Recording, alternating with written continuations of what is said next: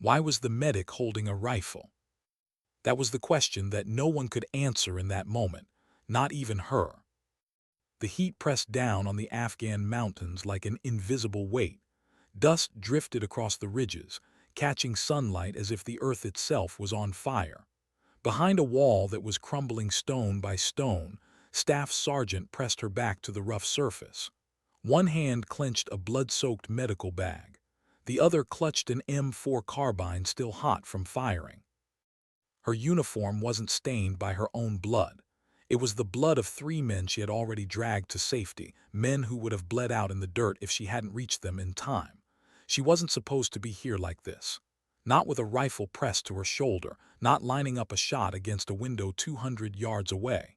She was supposed to be the medic, the one who ran into chaos to heal, the one who kept her squad alive, even if it meant risking her own. And yet here she was. What happened in the next few minutes would ripple far beyond that dusty Afghan valley. It would force to redefine who she was. Not just in the eyes of her squad, not just in the cold ink of a military report, but in the mirror she faced every night. Her story didn't begin here, not in this firefight, not in Afghanistan. It began years earlier in a small Texas town where life was quiet, predictable, ordinary. Was known not for violence but for her gentle hands. The daughter of a nurse and a high school principal, she spent summers nursing broken-winged sparrows and injured strays that limped to her family's yard. Friends called her the bird whisperer. She could steady any trembling life with nothing more than patience and care. Violence was alien to her world, until the morning she sat in a high school classroom and watched the Twin Towers fall on a grainy television screen. She remembered the images that wouldn't leave her. People jumping from burning windows, firefighters rushing into smoke, ordinary people making impossible choices. Something shifted inside her that day. She didn't want to be helpless. She didn't want to be someone who watched. She wanted to be someone who acted. So when graduation came, she signed papers her parents begged her not to sign. She told the recruiter the truth. I want to save lives. I want to bring soldiers home to their families. That's all she thought she was signing up for, to heal, to protect. But training revealed something she hadn't expected. Her hands, the same ones steady enough to stitch a wound, were also steady behind the trigger of a rifle. Instructors saw it before she did. She didn't miss. Shot after shot, distance after distance, she hit the center as if it were natural. Where'd you learn to shoot like that? One drill sergeant barked after a training session. Shrugged, her grandfather had taught her when she was 12.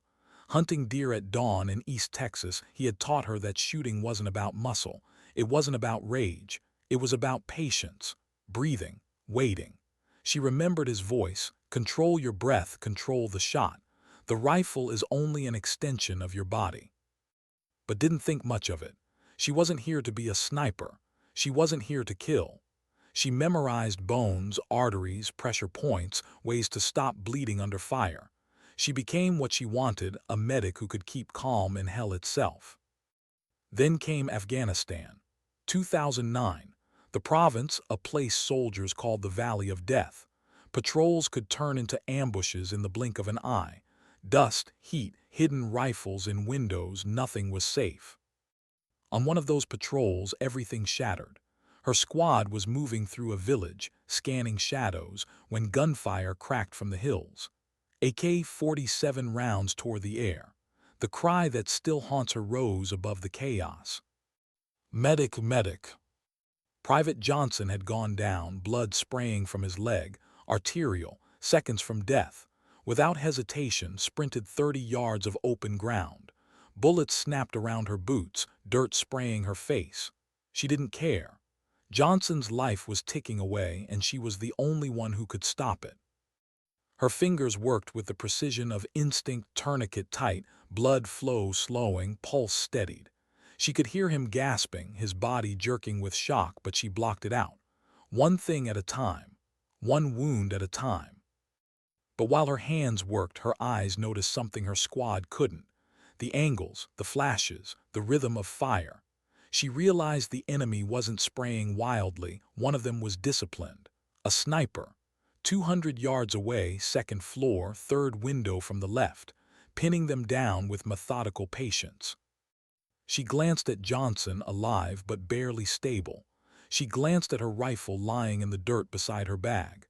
She heard her squad leader shouting, "We can't get a clear shot. They've got us pinned." Her heart split in two. She was the medic. She was the one who saved life. But if she didn't pick up that rifle, more of her men would die. Steadied her breath. She lifted the M4, braced against the stone wall. She found the window, and for a moment the world shrank to a circle of glass. She saw him, the enemy sniper, young, no older than she was, black beard, dark eyes focused, calm, steady. He was chambering another round. 15 seconds, maybe less, before one of her was hit.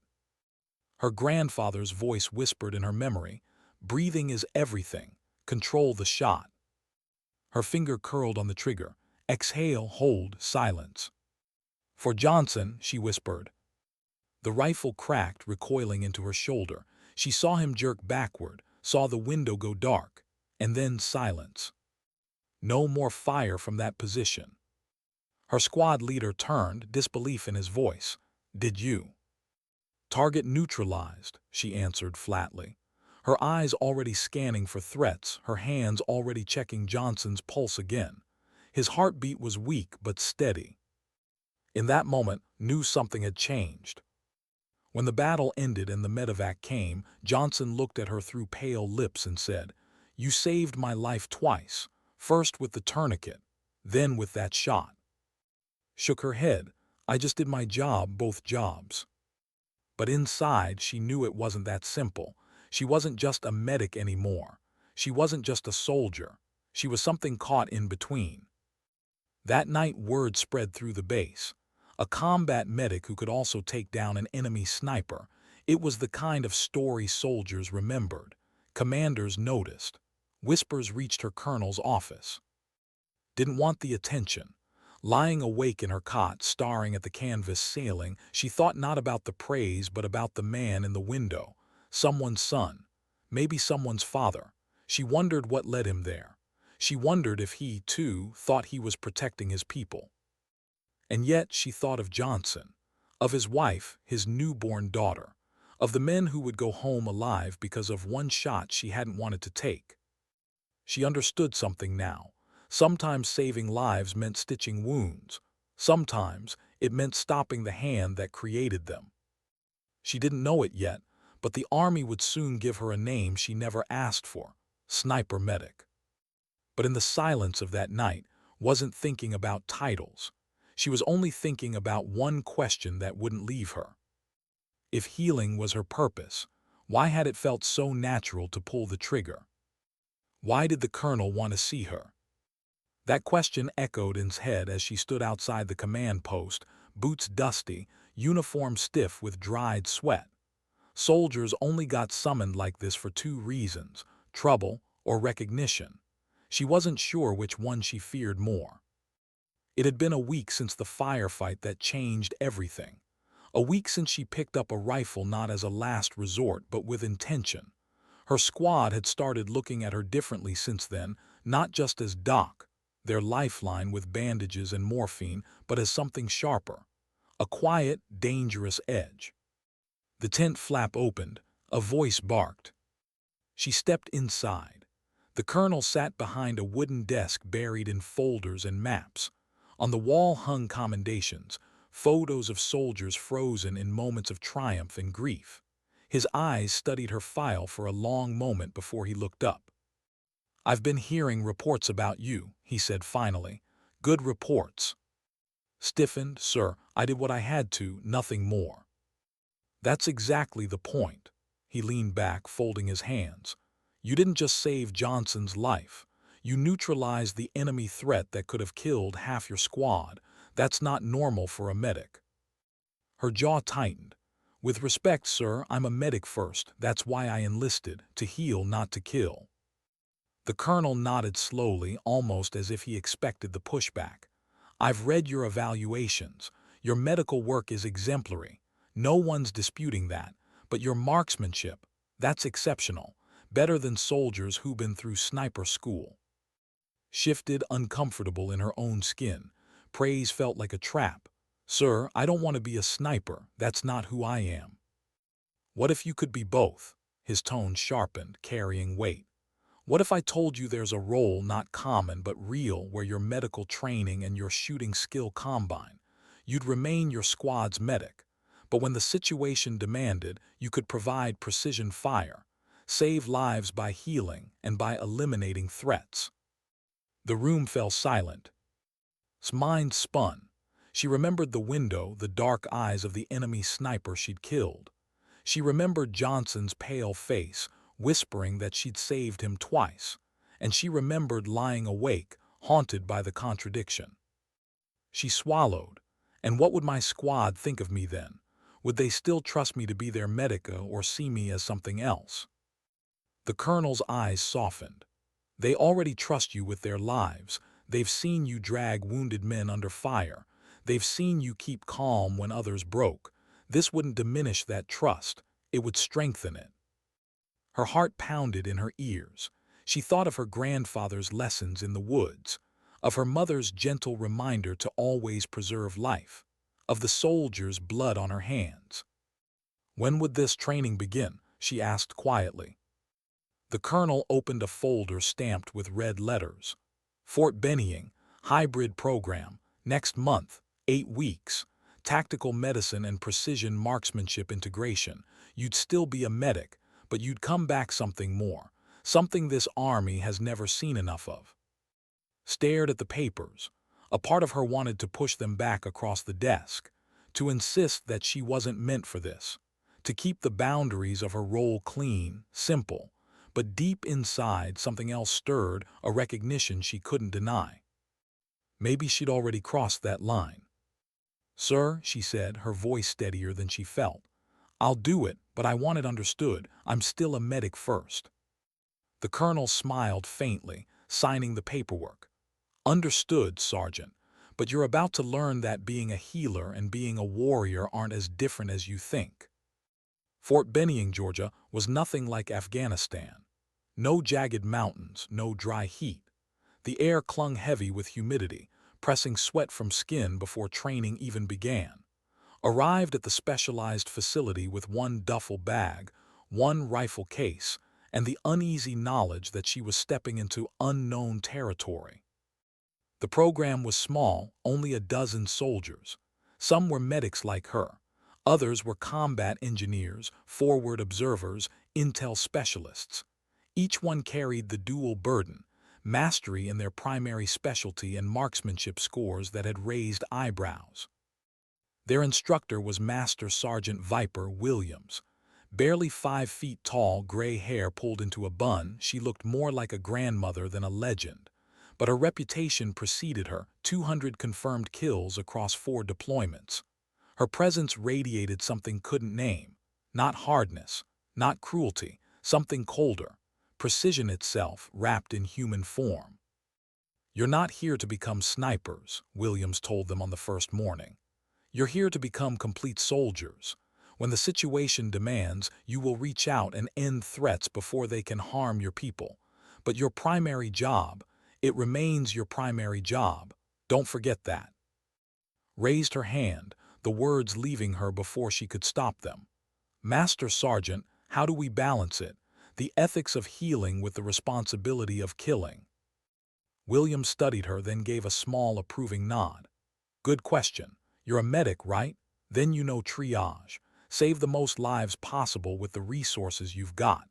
Sometimes that means choosing not to treat one so you can save 3 others. Sometimes it means putting down a threat so he doesn't create more patients for you. The principle doesn't change. You're still saving the most lives. You're just expanding your toolkit." The days that followed were grueling. Long hours on the range, learning to steady rifles at distances that felt impossible. Endless lectures on wind speed, ballistics, angles, patience. They learned to control everything: breath, heart rate, even digestion. A twitch of muscle, a swallow at the wrong moment, it could throw off a shot hundreds of meters away. But it wasn't just the physical training that tested. It was the mental shift. At night she lay in her bunk, staring at the ceiling, replaying every shot she took. In Afghanistan, she had hesitated even with a clear target. Here, on paper silhouettes, she hesitated again. She couldn't stop thinking about the faces behind the shapes. Wounded enemy fighters she'd treated before. Men who, when stripped of weapons, were just human. One afternoon, after missing 3 easy shots, Williams barked across the range. "What's in that head of yours?" Lowered her rifle. "I keep thinking about treating wounded enemies, Master Sergeant, about the families they left behind, about their humanity." For a moment she expected reprimand, but Williams only nodded. "That's not a weakness. That's why you'll be better at this than most. You understand the weight. But listen to me carefully. Every enemy you hesitate to neutralize could be the one who kills your soldier. Sometimes the bullet is what preserves life. Remember that." That night called home. Her mother's voice was warm, familiar, laced with the mix of Spanish and English she'd grown up with. "What troubles you?" Confessed it all: the training, the conflict, the fear that becoming both medic and sniper would fracture who she was. Her mother listened, then said softly, "Do you remember the hawk you found as a child, broken wing in our backyard?" "Yes," whispered, "you helped me nurse it back." "And when the neighbor's cat tried to attack it while it was still healing, what did you do?" "I chased it off. I would have hurt it if I had to." "Exactly. You didn't do it out of hate for the cat. You did it out of love for the hawk. Sometimes protecting life means being willing to fight off what would destroy it." The line went quiet, felt the truth of it settle deep inside her. The next day her shooting changed. Her breathing steadied. Her hesitation faded. By week 4 she was hitting targets at 800 meters, then 1,000. Her groups were tight, her shots decisive. Williams watched her through binoculars. "Better," she muttered. "Now you're thinking like a sniper medic, not just a medic who shoots." For the realization was clear. Healing and protection weren't 2 separate paths. They were one and the same. Sometimes the most compassionate act was to stop harm before it began. She wasn't just training to be more dangerous. She was training to save more lives. And yet, she knew the test of everything she was learning would not come here in Georgia. It would come back in Afghanistan, where dust filled the lungs, where civilians stumbled into crossfire, where choices came not in classrooms but in seconds. What would she choose when the lives of many hung on her next move? She didn't know yet. But the battlefield would force her to find out. What happens when training ends and reality begins? That question weighed on as the transport plane dipped low over Afghanistan's jagged mountains. The desert stretched in every direction, familiar yet changed. The landscape was the same as when she'd left: dusty valleys, villages pressed against hillsides, mountains jagged like broken teeth. But was not the same woman who had left this place months ago. She stepped off the aircraft with 2 burdens: her old medical bag, worn and stained from past battles, and a new rifle case, sleek and heavy, containing the weapon that symbolized her transformation. The squad welcomed her back with smiles, jokes, relief, but their eyes lingered on the rifle. They could sense it. She wasn't just their medic anymore. Sergeant Martinez said with a grin, "You look different." She adjusted her gear, methodical as always. "I'm still your medic, Sergeant, just brought a few extra tools." Private Johnson, walking with the same leg she had once saved, nodded toward her rifle. "Doc, does this mean you're not patching us up anymore? Gonna be behind glass instead of by our side?" Met his gaze. "I'll always be your medic. That doesn't change. But now, if someone threatens you while you're bleeding out, I don't just stand here and hope for covering fire. I stop them." Silence followed. Not doubt, not mistrust, something heavier: respect. 3 days later, there was no more time for questions. A mission briefing revealed the kind of operation where her hybrid role would be tested in full. The village lay in Provence, tucked against a mountainside. Intelligence suggested a Taliban command cell was using it as cover, weapons stockpiles, leaders and possibly wounded fighters hiding among civilians. The orders were clear: capture or neutralize the high-value targets, minimize civilian casualties. Maps and aerial photos spread across the table. The colonel pointed at the village center. You'll serve dual roles, medic as always, but I'm also positioning you for overwatch. From here. His finger tapped to northeast of the target. 800 meters, clear line of sight. Cover our assault element and the medical clinic in the square. If anyone tries to use civilians as shields, you'll see it before we do. Studied the photos, distances, angles, wind exposure. Her mind measured lines of fire the way it measured arteries. Calm, precise. Hill 247, she confirmed. I can cover the approach route, the clinic, and the square. Evacuation corridor runs clean along the north if needed. The colonel gave a sharp nod. Then that's where you'll be. Hours later, under the cloak of night, crawled into position on the ridge. Her rifle settled into the dirt. Her scope painted the village in shades of green and black. The radio crackled in her ear, voices low, cautious. The assault element crept closer. She scanned, muzzle discipline, movements, shadows shifting inside buildings. She saw them, fighters slipping into defensive positions with rifles and RPGs, an ambush forming like the tightening jaws of a trap. Overwatch to assault, she whispered into the radio. Multiple armed individuals setting up. Recommend altering approach to avoid kill zone. The order was relayed, but before the assault team could adjust, the situation twisted. A civilian stumbled into the square, limping, hands pressed to his abdomen.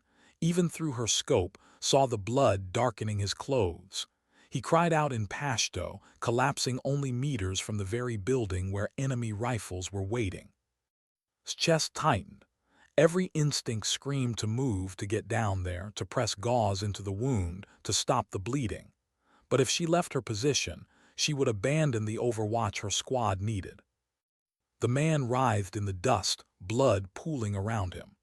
The ambush fighters adjusted their aim, ready to catch the Americans when they rushed to help him.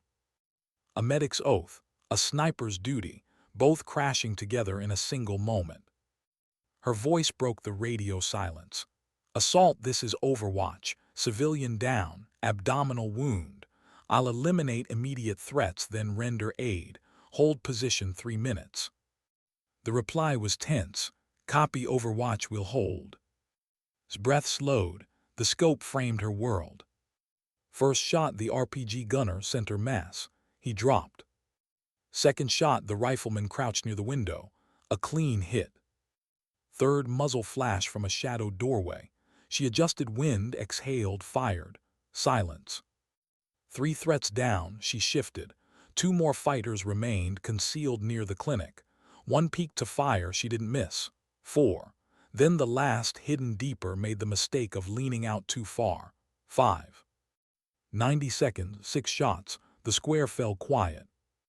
Was already on her feet, sprinting down the slope.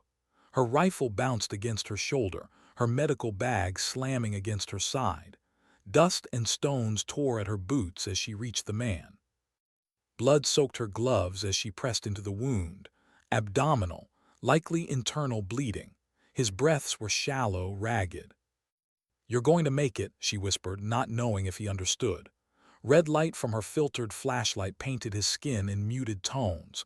IV line, fluids, morphine, gauze packed deep. "Doc," she said into her radio, voice steady despite the chaos around her. "Male civilian, penetrating abdominal trauma. Recommend immediate medevac to level III facility." The man's eyes fluttered open briefly. Fear, confusion, relief. She kept her hands working, steady, precise. Minutes later, helicopters thumped overhead. The civilian armed, she would later learn his name, survived.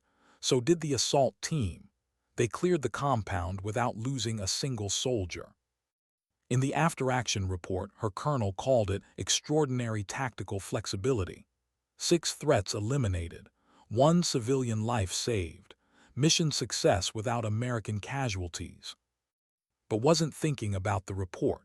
She thought of the blood on her hands, both spilled and preserved. She thought of the man's eyes, the way he looked at her as if she were something between a soldier and an angel.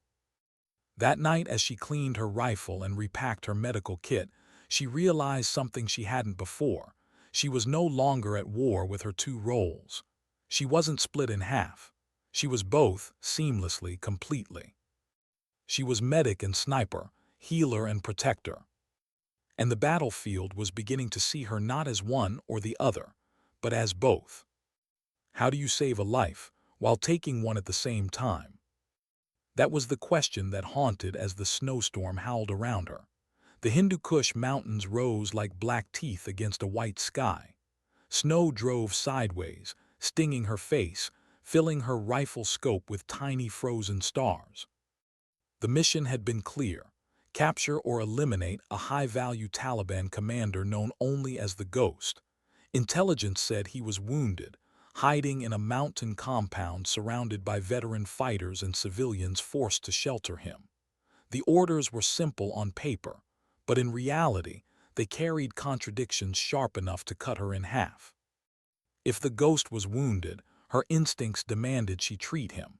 But he had also orchestrated attacks that had killed dozens of American soldiers. How could she reconcile both truths?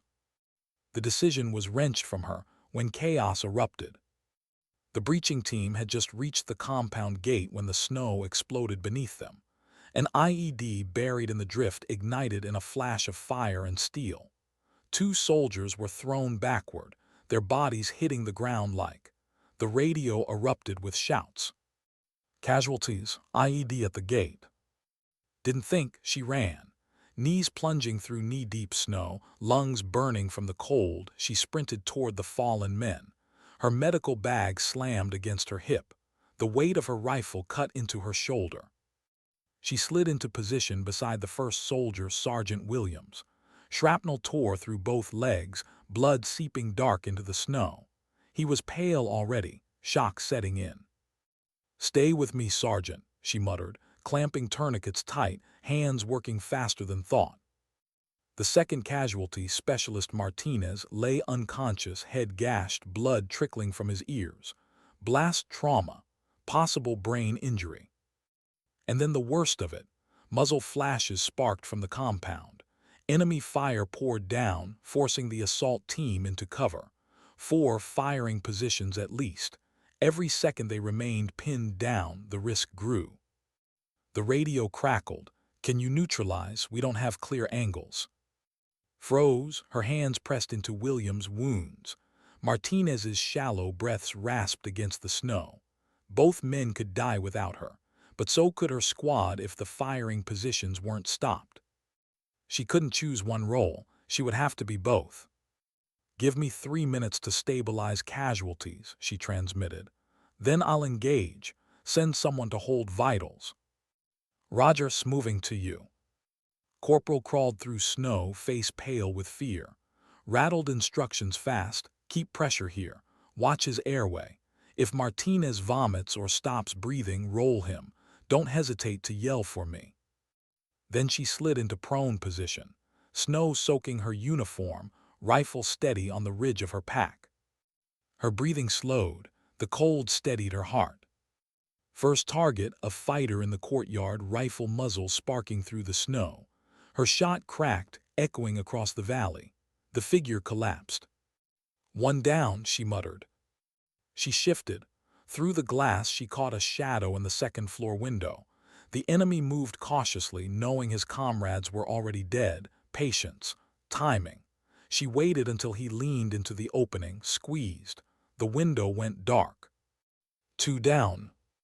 Her eyes flicked back, pressed snow into Williams' wound, eyes wide, terrified but steady. Martinez stirred weakly, groaning. They were holding for now. The third target, left outbuilding. The fighter ducked in and out, careful. 2 minutes passed. Snow drifted across her scope. She exhaled, body still, until finally his shoulder flashed into the open. 1 shot. He folded. 3 down. The last fighter bolted, sprinting across open snow to flee. Nearly 200 meters moving target, snow-cutting visibility. His breath misted her scope. She led him by inches, remembered her grandfather's voice. Control the breath. Control the shot. Crack, he fell, sliding across the snow until still. All threats neutralized, she reported, already pushing herself back toward her patients. Martinez's eyes flickered open as she leaned over him. He slurred something she barely caught. "Doc, hurts." "You're okay," she whispered, checking his pupils, relief flooding her when they reacted. "Concussion, but you're here with me." She returned to Williams, adjusting his tourniquets, packing gauze deep into torn flesh. His pulse was weak but present. She worked by instinct, medicine, and precision bleeding together. The compound was cleared minutes later. Her squad advanced, and when they entered, they found him. The ghost. He was unconscious, his face pale and lined, hands from years of fighting. A cardiac monitor later confirmed it, a heart attack, likely triggered by stress and cold. The man responsible for the deaths of dozens of her brothers and sisters in arms now lay before her, helpless. The assault leader's voice was clipped. "Stabilize him for transport. Intel wants him alive." She stared at the man, blood of Americans on his hands, families shattered because of him, and now she was being asked to save him. Her jaw clenched, but her hands didn't hesitate. IV line, oxygen, cardiac meds. She kept him alive even as part of her whispered he didn't deserve it. Later in the medevac helicopter, finally asked the question no one else dared. "Doc, why, after what he's done?" Adjusted the monitor, steadying the ghost's rhythm. Her voice was low but certain. "Because that's what separates us from them. We heal when we can. We fight when we must. We don't choose based on who deserves it. We choose based on who needs it." Looked at her like she was something he couldn't quite define. Not just a medic, not just a sniper, something else. Wasn't sure what she was either. All she knew was this. On that snowy mountain she had done the impossible. She had saved her own, ended threats, and preserved even an enemy's life all at once. And in that storm, she finally understood the truth of her dual role. Healing and killing weren't opposites. They were two sides of the same vow, to protect life no matter the cost. Why did medals feel heavier than the rifle ever had? That question sat with as she stood at attention in the Pentagon's marbled hall, dress uniform pressed, boots polished, face composed. Flags draped behind the podium. Generals and civilians filled the seats. Cameras flashed. She felt their eyes on her like a weight pressing against her ribs. She was being honored, commended, recognized as the medic who fought and healed in the same breath. The sniper medic, they called her now. The name spread in reports, in whispered stories on bases, in news articles back home. But too, it didn't feel like recognition. It felt like exposure. The general's voice echoed as he pinned the medal to her chest. For extraordinary bravery under fire, for saving the lives of her fellow soldiers while neutralizing enemy combatants, Staff Sergeant represents the very best of our armed forces. Applause filled the hall, cameras clicked, his chest tightened beneath the medal. She thought of Williams, still recovering with scars running jagged across his legs. She thought of Martinez, fighting migraines that came without warning. She thought of the ghost, alive in a military hospital somewhere, his chest rising and falling because of her hands. And she wondered who really deserved this medal. Later, in the quiet of her hotel room, she set the medal on the desk and just stared at it. Her hands, the same hands that stitched flesh, packed wounds, steadied rifles, hovered above the polished surface. It reflected her face back at her, fragmented, warped. She whispered to no one, "What did I really save, and what did I take away?" The next morning, reporters cornered her outside the Pentagon. "Sergeant, how does it feel to be both a healer and a warrior? Do you see yourself as a role model for young women? Do you regret the kills you've made in combat?" The last question cut deeper than the others. She didn't answer. She only walked past, the words echoing like shrapnel lodged beneath skin. Back at her base in Texas, found herself assigned a new role, instructor. Instead of patrols and firefights, her days were spent in training fields and classrooms. Young medics and infantrymen filled the seats, notebooks open, eyes wide. They expected stories, lessons, guidance. She gave them everything she could, not just the technical skills of saving lives under fire, but the invisible ones. How to stay calm when chaos swallowed the air, how to trust instincts when seconds separated life and death. But the rifle always came up. "Sergeant," one private asked during a field exercise, "how do you know when to stop being the medic and start being the shooter?" Studied him. His face was barely older than her youngest cousin's. She answered carefully, "You don't stop being the medic, you never stop. Even when you fire, you're still protecting life. Think of every shot as triage. Who lives if you take it? Who dies if you do?" The class was silent. They scribbled her words down, but wasn't sure they could feel the weight behind them. That night, sitting alone in the empty classroom, she pulled her notebook closer. She wrote words she hadn't said aloud. Killing never feels like healing, but sometimes it is the only way to heal others. How do I teach that without breaking them before they ever begin? Months passed. Invitations arrived from conferences, universities, even television programs. Declined them all. She didn't want to be a headline. She didn't want to be a symbol. She wanted to remain what she had always been, a soldier doing her job quietly in the margins of war. But she couldn't hide from it forever. One evening, after teaching a night course on combat trauma, she found a letter waiting in her mailbox. The handwriting was messy, uneven. The return address Province, Afghanistan.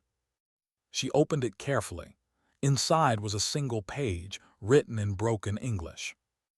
"Dear Medic, my name is Amd. You saved me in Village Square. You shot the bad men. You stopped my bleeding. Because of you I live. Because of you I see my son grow. I tell him of the woman who was soldier and healer. He says one day he wants to be like you.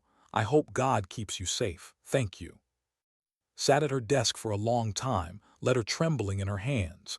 Tears blurred the ink. The metal on the shelf still felt heavy, but the letter, it felt light. It felt like something true. Still, the nightmares didn't stop. She dreamed of the sniper in the window, the dark eyes she had locked onto before pulling the trigger. She dreamed of the ghost, pale on the stretcher, her own hands pressing life back into the chest of the man who had stolen so many. She dreamed of Williams crying out as the IED detonated, his legs torn apart. Some mornings she woke gasping, sweat soaking her sheets. On those mornings she sat with her coffee and stared at the sunrise, asking herself the same question: was I meant to be both, or am I breaking in two? Her mother noticed during a visit home, "You smile less now." Shook her head, "I just carry more, Mama." Her mother cupped her face gently, the way she had when was a child. "Then remember, you don't have to carry it alone." But wasn't sure anyone else could carry what lived inside her. Her breaking point came during a training drill. A young private was role-playing a casualty, screaming dramatically as fake blood pumped from a training device. Froze. For a split second she didn't see a student. She saw Martinez, pale and broken in the snow. She saw Johnson, gasping in the dirt. She saw too many faces that weren't here anymore. Her hands trembled. She dropped the bandage. The class stared. One of the instructors whispered, concern cutting through. She forced herself to breathe, forced her hands to steady, forced the medic back into place over the cracks. "Resume," she barked, voice harsh. The students obeyed, but she could feel their unease. That night she admitted it to herself. Medals didn't heal wounds. Neither did letters. Neither did teaching. She had stitched flesh, carried soldiers, killed enemies, and saved innocents. But no one had stitched her. And that was when she realized something. Her war wasn't over, not yet. Because the hardest battle wasn't fought in mountains or villages or Pentagon halls. It was fought in silence, in the mirror, in the quiet hours before dawn. And if she couldn't win that one, none of the others would matter. What happens when the battlefield mirrors the war inside you? That question cut deep into as she stepped once more into the dust of Afghanistan. The air smelled the same as before: dry earth, diesel fumes, the faint spice of wood smoke drifting from scattered villages. But too, it felt different now. Heavier. She had thought she was done, that teaching would replace fighting, that the medal and the letters would be her closure, but the military had called her back. Another deployment, another tour. The need for medics was always high, the need for someone like her higher still. She told herself she was ready. She told herself she could balance the two halves again. But deep down, doubt whispered, how many times can you stitch others before you tear yourself apart? Her squad this time was younger, fresh faces, nervous energy. They looked at her with awe when they learned who she was. "You're the sniper medic," one whispered as they checked gear in the motor pool. "The one from the stories." Stiffened, "I'm your medic, that's all you need to know." But she could see it in their eyes, expectation. They didn't just want her to patch wounds, they wanted her to be something else, a protector, a myth. The mission that defined this tour came faster than expected. An allied Afghan patrol had gone missing near a canyon road. Signals suggested an ambush, fighters pulling them into a trap. Squad was tasked with extraction. The convoy rumbled along the canyon edge, engines growling against cliffs that rose like walls of stone.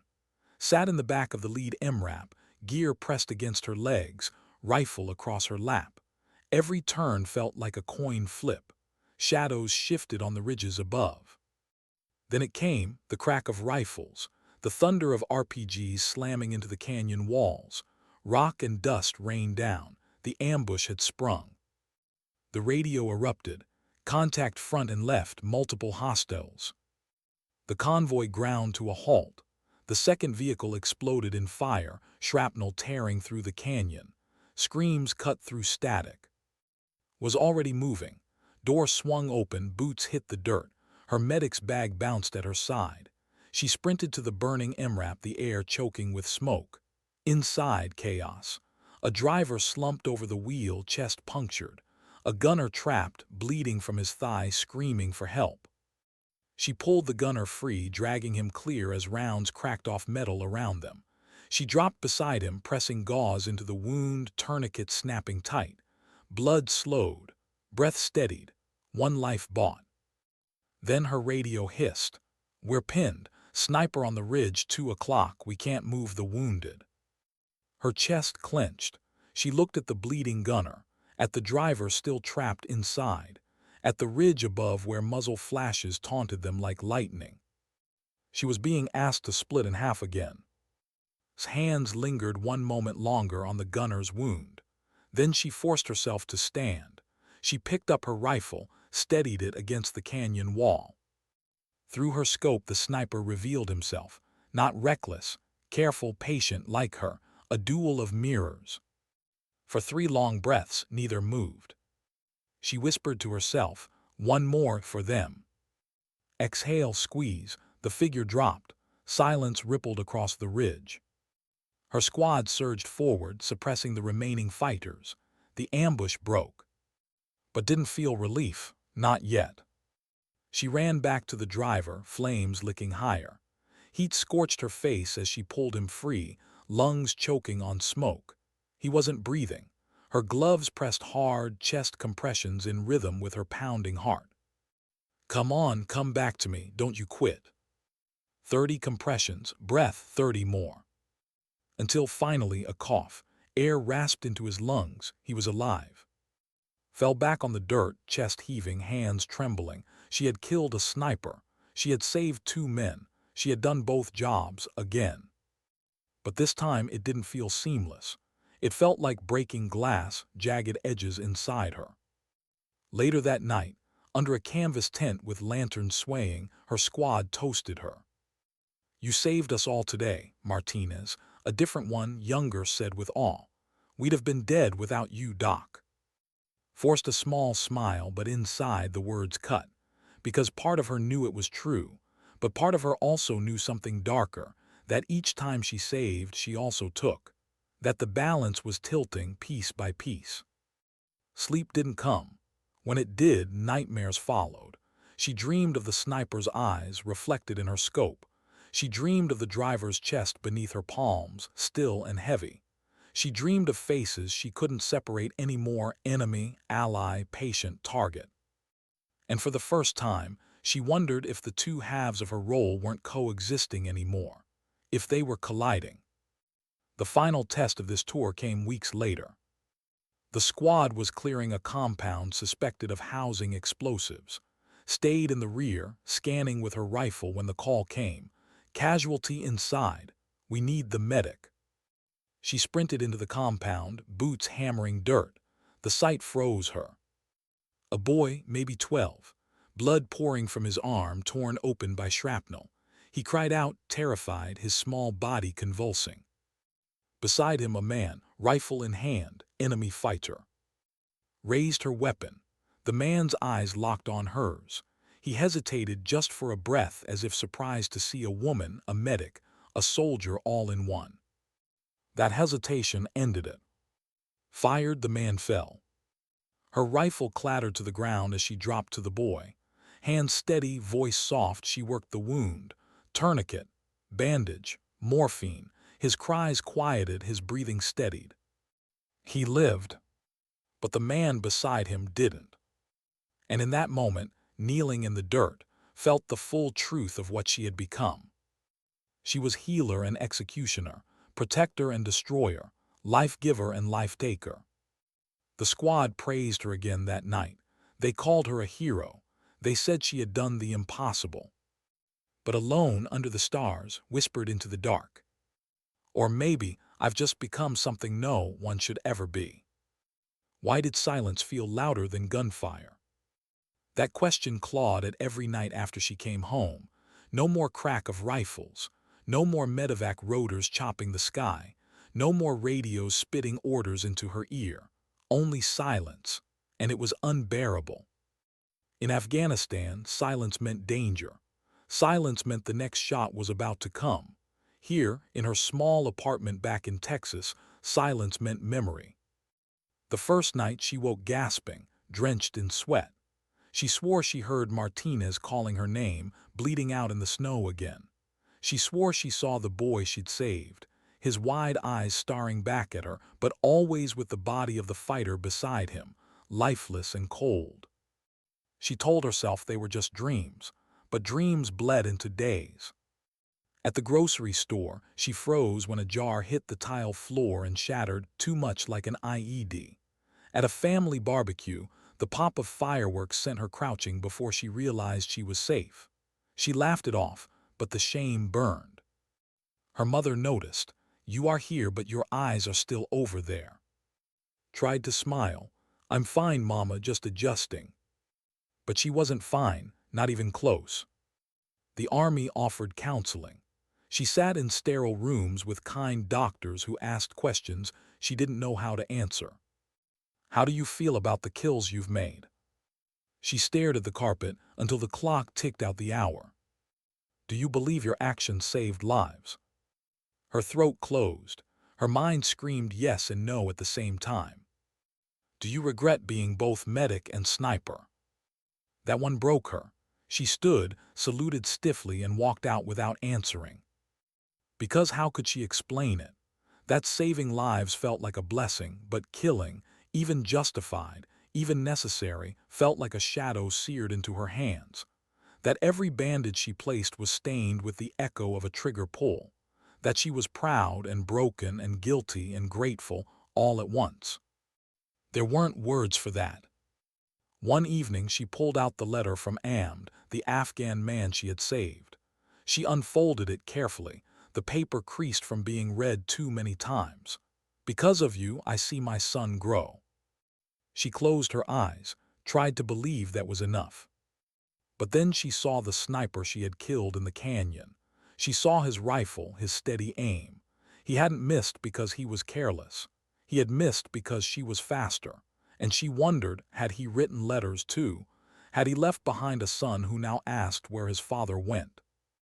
She pressed her forehead to the letter and whispered, "I can't carry both." But she carried both anyway. The army called again. Not for combat this time, but for speeches.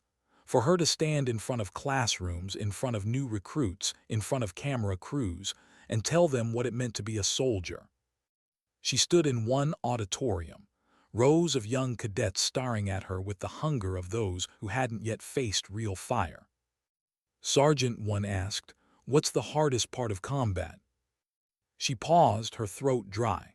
100 answers came to her lips, the smell of blood, the sound of bones breaking under pressure, the echo of screams. But she told them the truth. "The hardest part," she said, her voice steady but hollow, "is coming home and realizing part of you never did." The room was silent. Some cadets wrote it down, others just stared. They would never understand, not yet. At night, sat with her rifle case in the corner of her apartment. She hadn't touched it in months. She thought about locking it away forever. She thought about taking it out again, just to feel its weight. She hated it, she needed it. She hated needing it. Her mother's voice echoed in her memory. "You don't have to carry it alone." But didn't know how to share it, to say out loud what she had become. One evening, after another sleepless night, she walked into a local veterans group, folding chairs in a circle, coffee brewing weak in a dented pot, men and women older than her, younger than her, all carrying their own shadows. She almost turned around and left, but then one man spoke, voice rough with age. "I was a corpsman, Vietnam. Spent half my time sewing men together, the other half with a rifle in my hands. Took me years to understand it was the same job, protect the living. That's all it ever was." Froze, his words cut through like light in fog. She sat down, and for the first time she spoke. Not everything, not the worst of it, but enough. About the medic's bag, about the sniper's scope, about the boy and the man beside him. And for the first time she wasn't met with silence. She was met with nods, with eyes that understood, with people who had lived the same fracture. But healing wasn't linear. Some days were better, some were unbearable. On a good day, she ran with her squad during training exercises, lungs burning, legs strong, feeling alive in her body. On a bad day, she sat alone in her apartment, staring at her medal and wondering if it was really a weight or a wound. Through it all, one truth grew clearer. She had a choice to make. Stay in uniform, carry both burdens, both vows into another tour, another firefight, another life split in two. Or step away, lay down the rifle, pack away the medic's bag, try to live as something other than a soldier. She didn't know which terrified her more. The call came again months later, another deployment. The wars never stopped, the army still needed her, her name still carried weight. She sat with the orders in her hand, staring at the black letters on white paper. Her hands trembled. Her mother watched her from across the table. She said softly, "You can't keep bleeding for both sides of yourself." Closed her eyes, the sniper, the boy, M's letter, the medal, the medal, the medal. Her heart pounded. And for the first time, she whispered the question aloud. Am I still a soldier, or am I just a wound that keeps walking? What do you do when the uniform no longer fits the person you've become? That question lingered in his chest the morning she stood before the mirror, dress blues folded neatly across her bed. The army had given her medals, orders, recognition, and more wars than anyone should endure. But as she looked at her reflection, she saw not the soldier the world saluted. She saw the fracture lines only she could feel.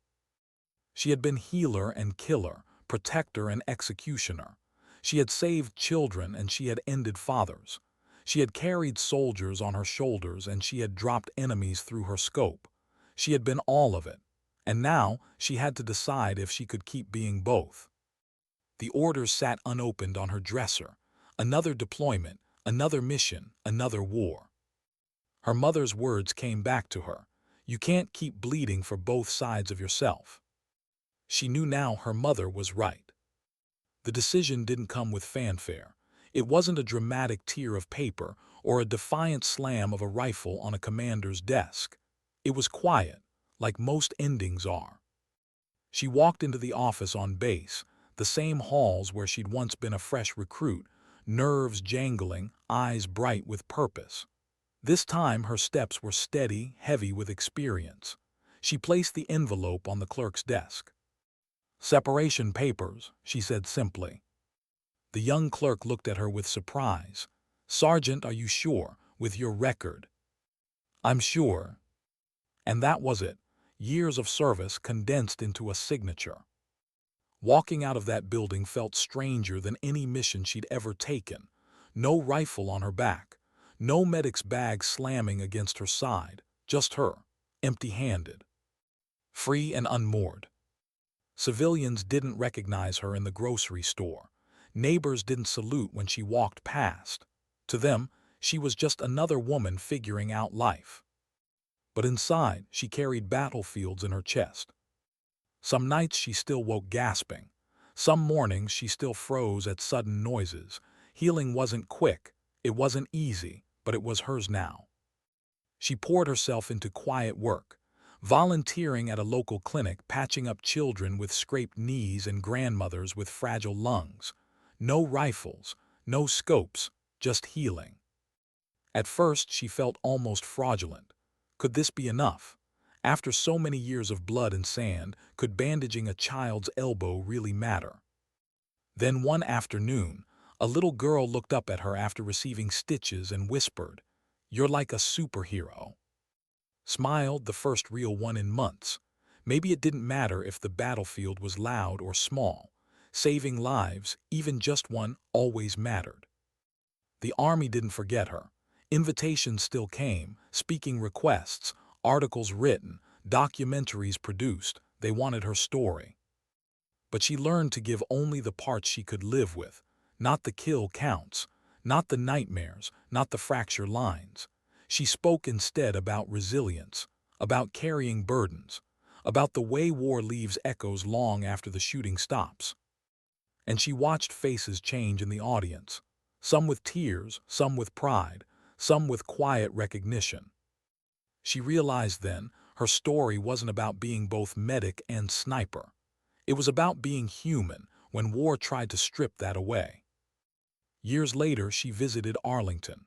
The rows of white markers stretched endlessly, the silence heavy, the kind that pressed against the heart. She carried no medals, no rifle, just a small bundle of flowers. She laid them at the grave of Sergeant Williams, who had passed from complications years after the IED that tore his legs apart. She whispered, "I kept going because of you." Nearby, a group of young soldiers walked past. They didn't recognize her. She didn't need them to. Her life wasn't a headline anymore. It was a quiet act of dignity. On her final night in uniform, before she hung it up forever, she sat with her journal. She wrote slowly, deliberately. "I have been both healer and killer. I have been called medic, sniper, soldier, hero. None of those names are mine alone. I am human, and I choose to carry life, even when war tried to teach me only death." She closed the journal, let the silence settle, and for once it wasn't unbearable. It was peace. Because sometimes dignity doesn't speak. It simply acts.